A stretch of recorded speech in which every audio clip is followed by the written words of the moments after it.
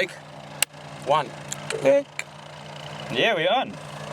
Sweet. Welcome, guys, to Alternative Culture and a little chill chat session here. Wyatt Avis, ex-pro motocross rider, former GP rider. He's got a good backing behind him, got a good name behind him, I would say. Just elaborate a little bit about what you do now in South Africa, obviously, since being retired, what you're up to, coaching, who you coaching, how's it going so far? Yeah, so you come back to SA and you've stopped racing and you try to figure out what's next, you know? So I ended up racing again and it was a lot of fun. We got to share some time on the same team. Yeah. And I had a good time, and then started coaching some riders. Worked with the Deroes, Cameron and Tristan Deroe, Jordan van Wyk. Worked with a lot of top guys at the time. They've moved on to other coaches and stuff right now. Luke Grundy's one of them. Yeah.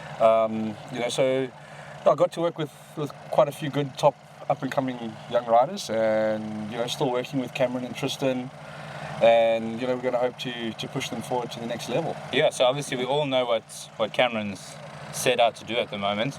We all know he's going to be a USA guy soon. So can you elaborate on that a little bit? What's happening, like with the training regime? Has anything changed for that in South Africa?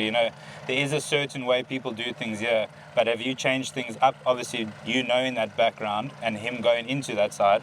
Do you know anything what has changed on that side? You know what I mean? Well, look, first of all, I always say it always comes from the rider. If the rider doesn't want to put in the work, then as a coach or as a trainer, you're fighting a losing battle. Cameron and Tristan are lucky that they have phenomenal backing both from their family, and then Cameron and Tristan's off the bike trainer Natasha Ragani. Yeah. She's done a lot of research into getting them to the next level. She's screwed up, eh? Yeah, she's done a lot of hard work. She's learned a lot of lessons along the way, but she's got to a really good level now, world-class level, in fact. Oh, amazing. And obviously with what I've been trying to work with the guys right from young age is just technique. Of course, and the safer way. Exactly, and the thing is, technique doesn't always shine through on flat tracks. Yeah. But when you get to the rougher tracks, the technique is always gonna elevate your game and help you proceed to that next level. Well, whatever you're doing, it's working, because that what's he now coming into round 3? What is he? He's 1 for 1 for everything. MX2, MX1. Probably all the little regionals, everything that he's done, it's unstoppable at the moment. But can I ask you a silly question here? If you were still in your prime as opposed to what he is now, how would that affect? Do you think there would be a little bit of a challenge there, or not so much? Oh, look, it's hard to say, because obviously, things have progressed so much, different technologies in the bikes and the way bikes are set up and things like that. Things change, but. I'd like to say that I would be a little bit better than Cameron, but Cameron at the moment's on another level. He's strong, eh? Him and Tristan have done phenomenal work in the off season. Normally a rider in the off season hopes to take maybe one step, and I think Tristan and Cameron have probably taken 2, maybe even close to 3. Oh wow, okay. But again, they want it. They put in the work. That's the main thing, eh? And they do it. And on race days and things like that. I'm here.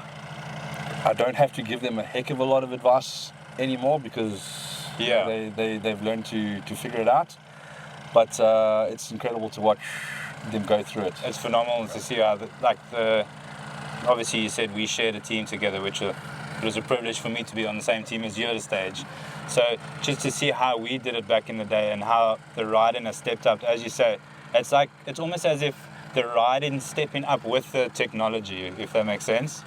So the technology's grown with the riders. So now the suspension work, everything's coming into play now, which I think it's a big change, but big ups to you, because you're doing a phenomenal job at the moment, if that's the case.